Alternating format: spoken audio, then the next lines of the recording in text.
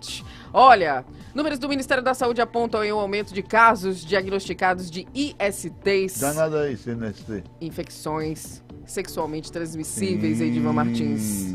No Brasil, viu, na última década. E a mudança de comportamento no uso aí de preservativos pode ser uma dessas causas, né, do crescimento aí das infecções sexualmente transmissíveis. E aí, pra gente falar um pouquinho sobre isso, que eu acho que é importante também nesse momento aí de carnaval, onde todo mundo tá muito solto. Eu vou dizer, né, que é importante. Porque os motéis fazem fila. Ai, Jesus. Beira de praia. Sim. Né? Beira de praia, dentro de casa, em todo canto vale, né? Sim, sim. E o pessoal depois que tá no grau, que toma muito leite... Não pensa muito não, né? Aí não pensa não. Pois aí vai-se embora e daí termina... Fica depois quando as vem doenças, né? Isso, quando vem ali o diagnóstico, fica bem mais complicado. E aí por isso, gente, a gente vai conversar a partir de agora com a infectologista Vanessa Mello, que é membro da Câmara Técnica de HIV aqui no Rio Grande do Norte. Vanessa, seja muito bem-vinda. Acho que é importante, né, a gente tratar desse assunto no momento em que o pessoal... Acho que perde ali um pouquinho do senso, né? É carnaval. É carnaval, né? Esse ditado antigo, né? É carnaval. Vamos virar a noite que é carnaval. Isso. Seja muito bem-vinda. Bom dia. Obrigada, bom dia. Eu acho um tema excelente. Parabéns pela escolha. E é um tema que a gente deve falar o ano todo, realmente, sim, mas principalmente nessa época, sem dúvida. Pois é. O que está acontecendo? A gente está falando aqui dessa última década, mas... O que está acontecendo realmente? É o comportamento que mudou? É essa questão, como a gente colocou aqui antes, da falta do uso ali do preservativo? Sim, o preservativo camisinha, né? Tanto a camisinha masculina quanto a camisinha feminina, é o principal método de prevenção, né, em relação a essas infecções, né? E aí, só tirando sua dúvida, são infecções sexualmente transmissíveis. Antigamente a gente chamava de DST, de doenças sexualmente transmissíveis. A OMS preferiu adotar esse tema esse nome desde 2016, porque muitas vezes alguns pacientes eles têm a infecção, ou seja, eles têm a bactéria ou têm o vírus e não manifestam nenhum sintoma. Sim. Então, o termo mais correto de quem tem o vírus, de quem tem a bactéria e não manifesta sintoma, é a infecção ao invés de doença. A gente chama de doença, normalmente, o paciente que tem a infecção e que manifesta o sintoma. Então, doenças sexualmente transmissíveis é uma parte desse grupo onde o paciente sente sintomas. E quando ele não tem sintomas, a gente prefere chamar de IST, infecções sexualmente transmissíveis. E que mesmo não tendo sintoma, Vanessa, transmite do mesmo jeito, né? Sim, sem dúvida. Algumas pessoas, elas adquirem, por exemplo, a bactéria da sífilis. Muitas vezes fazem uma lesão, né, uma feridinha na região íntima ou na boca, por exemplo, dependendo da porta de entrada, dependendo da prática sexual. Essa lesão, ela pode ser perceptível ou não. Às vezes a pessoa atribui a um trauma, a uma pancadinha. Sim. E essa lesão, ela some. E fica. Com, sem ou apesar do tratamento. Mas essa bactéria, muitas vezes, ela não desaparece do seu corpo. E aí, meses depois, semanas depois, você entra num outro estágio, que a gente chama de estágio secundário, onde a pessoa pode ter manifestações em qualquer parte do corpo. Então, sífilis ocular, por exemplo, que pode dar alteração visual. Por exemplo, uma artrite no joelho, pode ser sífilis. Olha. Manchas no corpo, que acometem também palmas e plantas, né, nas mãos e nos pés, pode ser sífilis. E essas lesões, elas podem ser confundidas, por exemplo, com alergia, e elas vão sumir. Sim. E depois de décadas, o paciente pode ter complicações ainda mais sérias, né, como, por exemplo, complicações cerebrais, complicações cardíacas, neurológicas. Nossa. Inclusive, pode confundir muito com outras causas de demência, por exemplo, né? Então, nesse período, o paciente, perceba, ele tem algumas fases onde ele apresenta sintomas e algumas fases onde ele não apresenta sintomas. E ele está transmitindo durante todo esse período. Ele transmite principalmente no primeiro ano, mas a transmissão pode ocorrer durante todo o período. E aí, quando a gente não percebe que a gente tem os sintomas, muitas vezes a gente não faz os exames. Quando a gente não faz os exames, a gente não consegue tratar. E quando a gente não trata, a gente não quebra a cadeia de transmissão, ou seja, a gente continua transmitindo para as outras pessoas.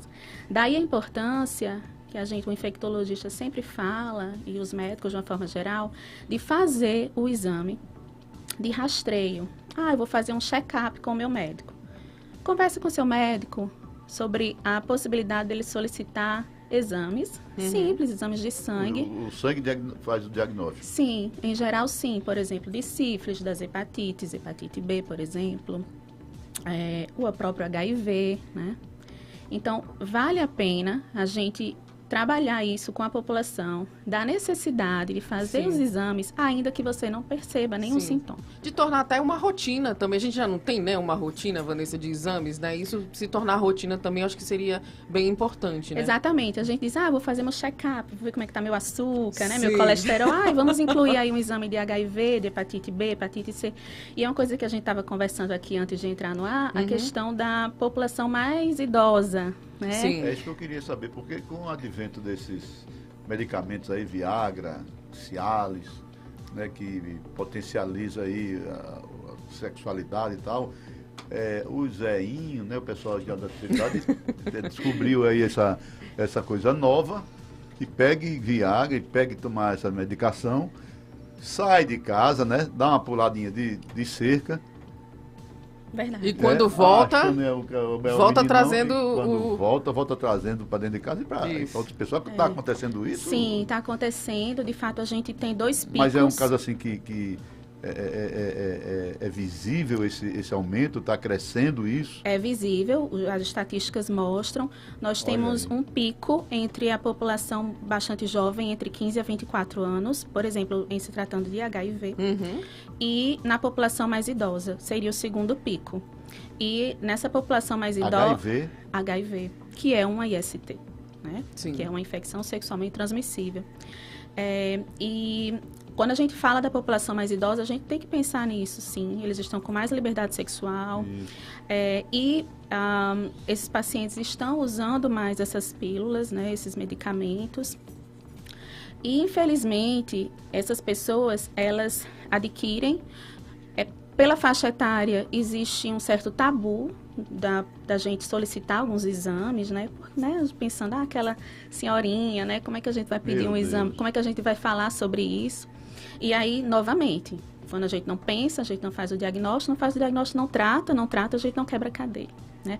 E aí, eu volto a falar, não só da população idosa, mas em relação a esse tema que você falou, de uma dessas pessoas ir para fora do relacionamento, adquirir uma IST e trazer para dentro de casa. E eu falo isso em relação a HIV, mas falo também do aumento também de sífilis em gestantes. Sífilis é ruim em todas as fases, mas é dramática em gestantes. Durante o pré-natal, existe uma recomendação da gente fazer o pré-natal masculino e feminino. Muitas vezes as pessoas não sabem que existe o pré-natal masculino. Não, né? se fala, né? Não se fala, né? Agora mais do que nunca. Então, a gente precisa fazer exames no homem durante o pré-natal da esposa. Você né? dá uma pisa, viu? Chegar em casa com essa doença, acaba... Não foi que você pegou isso, vai ser uma ridícula do e fica ruim, né? Alguns dizem que foi... E a senhorinha lá que está tão tranquila tal, chegar a aparecer uma doença... E aí, quando eles trazem, por exemplo, sífilis para uma gestante, essa gestante ela precisa ser diagnosticada pelo menos 4 semanas antes de parir, para que a gente consiga fazer um tratamento mais eficaz e mais seguro para evitar a infecção no recém-nascido. Veja, uma gestante com sífilis, o bebezinho tem alta chance de nascer infectado. Muitas vezes, depois do parto, ele tem que passar 10 dias internado, tomando medicamento, para que a gente evite essa transmissão. E se isso não for percebido, se a gente não conseguir evitar essa transmissão, esse bebezinho pode ter comprometimento cerebral, aumento de baço, aumento de fígado, comprometimento ocular, alteração nos ossos, alteração nos dentes. Então, tudo isso é super importante em se tratando do pré-natal, né? HIV também, né, um grande problema também quando uma das pessoas sai de casa e transmite para o parceiro. também durante o pré-natal, a gente precisa ter esse rastreio e todo esse cuidado. E um momento que a gente não fala também é durante a amamentação. A amamentação é uma das formas de transmissão do HIV.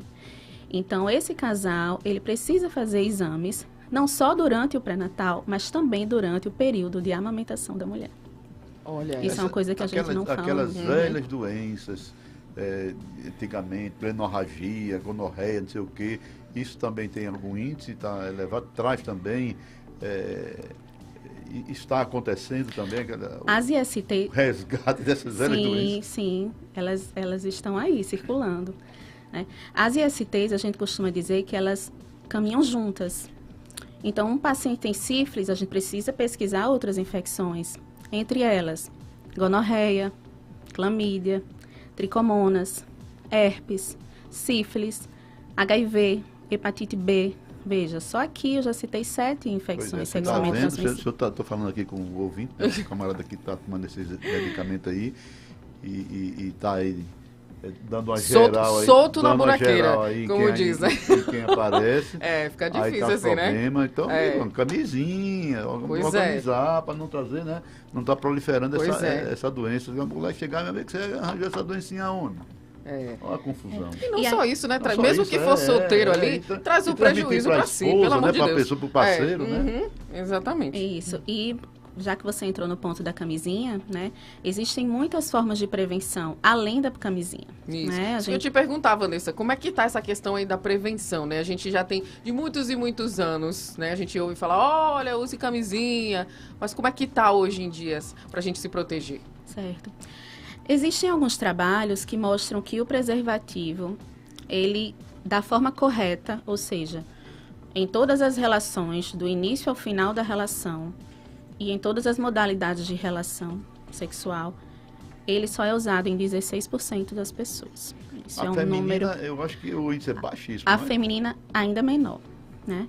Então, esse trabalho, o que ele mostra? Que o preservativo, a camisinha, ele é um método excelente de prevenção, é o melhor deles. Porém, como todo método de prevenção, ele exige uma boa adesão. Ou seja, você tem que usar o método. E algumas pessoas, elas não se adaptam ao preservativo. Principalmente essa galera aí do passado que está tomando coisa, que aí camisinha que não usa mesmo. Então, essas pessoas, elas podem procurar outros métodos de prevenção, né?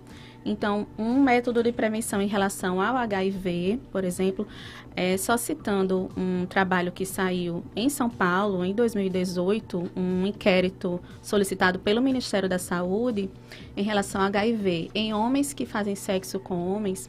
O inquérito anterior teria sido feito em 2008 e o segundo em 2018. A prevalência de infecção por HIV entre homens que fazem sexo com homens no município de São Paulo saltou de 12% para 25%. Então, é uma prevalência de 25% de infecção por HIV. Então, nesse público jovem, principalmente, porque eu falei agora dos 2 picos, né? A gente precisa trabalhar outros métodos de prevenção além da preservativa, além da camisinha.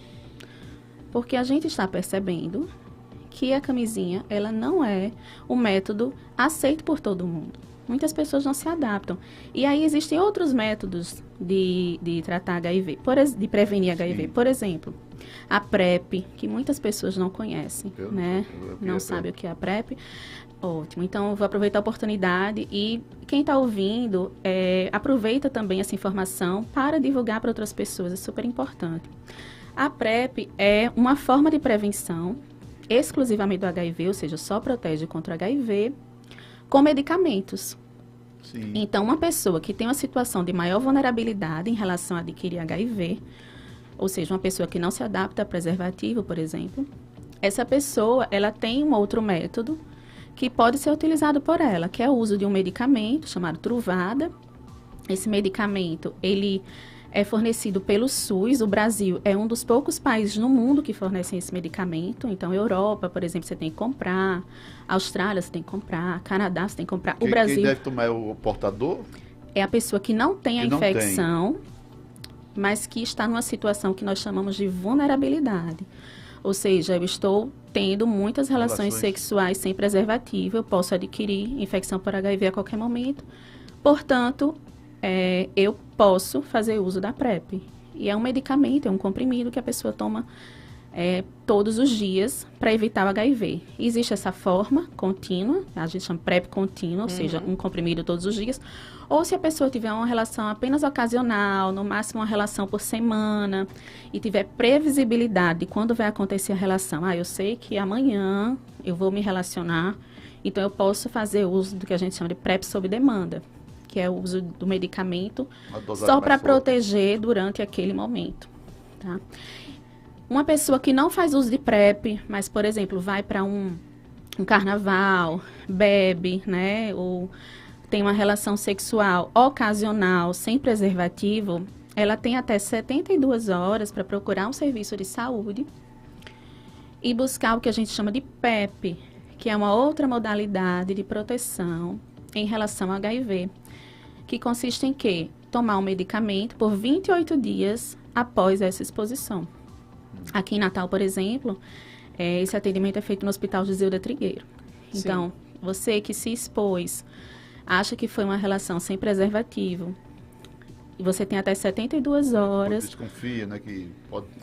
Isso. Você tem até 72 horas para procurar o serviço de saúde e solicitar esse medicamento por 28 dias e fazer o acompanhamento depois. Tem mais algum método? Temos o mais eficaz de todos, ao meu ver, que é tratar quem tem o vírus. Quando a gente fala de saúde pública, nós precisamos fazer o diagnóstico precoce. O que é o diagnóstico precoce? É saber que você tem a infecção antes do adoecimento, então logo, o mais cedo possível, e você tratar. Quando você trata o HIV, essa carga viral, ou seja, o número de vírus que você tem no sangue, cai tanto, diminui tanto, que fica num nível indetectável pelo método diagnóstico. Então, fica abaixo de 20 células por ml, 20 cópias de vírus por ml de sangue, e aí você não consegue contar na máquina. Então, a gente chama de indetectável. Está tão baixinho que a máquina não detecta. E todos os trabalhos mostram que esse paciente que vive com HIV, que faz o tratamento, o acompanhamento correto, os exames corretamente, e está indetectável, ele não transmite o vírus. Então, veja que maravilha. Né? Você tem a infecção, mas você não transmite o vírus. Então, tratar precocemente, deixar o paciente indetectável, é o melhor método de prevenção do HIV em relação à saúde pública, sem dúvida. Pois é. E no final das contas, Edivan Martins, a gente tem que estar sempre, atento. A prevenção é o melhor método de todos. Cheio de preservativo no bolso. Exatamente. Você quer se divertir, mas se diverte com segurança, com a responsabilidade que é tão importante, né, para um período como esse. O pessoal que está aí com o Vivi no bolso também, que se segure, vamos ser mais comedidos, organizar, Vivi no bolso e preservativo no outro. Pois é. Isso mesmo. As dicas aí que a senhora dá para o pessoal que vai pular o carnaval, o pessoal que está na praia, está se organizando, vai sair no guaxinim, no submarino e tal. Certo. Realmente, a camisinha é o melhor método, né? Caso você não se adapte ao preservativo, caso você prefira outros métodos de prevenção, você pode recorrer à PEP, por exemplo, se você teve uma exposição e acha que essa exposição foi sem preservativo, você pode procurar o Hospital Gisilda Trigueiro, aqui em Natal, e fazer uso da PEP, lembrando que você tem até 72 horas para fazer isso. Estar sempre com seus exames atualizados, dia, né? como a gente chama em dia, né? Então, solicitar ao seu médico exame de sífilis, de HIV, de hepatite B, de hepatite C, de gonorreia e clamídia. Lembrando das vacinas, né? Uma coisa super importante também. A gente trata quando tem infecção, mas a gente pode prevenir algumas infecções sexualmente transmissíveis. Por exemplo, a hepatite B, que é uma infecção pelo vírus da hepatite B, pode causar cirrose, pode causar câncer no fígado. É uma infecção sexualmente transmissível também. E essa infecção, ela pode ser prevenida com 3 doses de vacina, né? Então, checa seu cartão de vacina, está atualizado? Será que você foi imunizado quando criança? Será que não foi? Converse com seu médico, né?